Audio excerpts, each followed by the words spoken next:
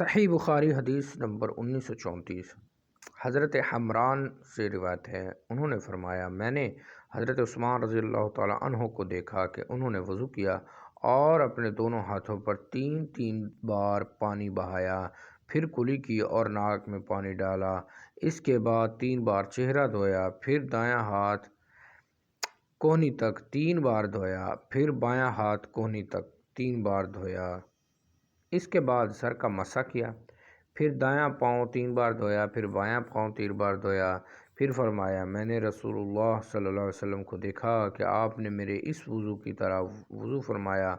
اور جس نے میرے وضو جیسا وضو کیا، پھر 2 رکعتیں پڑھیں اور دل میں کوئی خیال نہ لایا تو اس کے پچھلے سب گناہ معاف کر دیے جائیں گے۔ ایک روایت میں وضو کے بعد کی دعا بھی ہے۔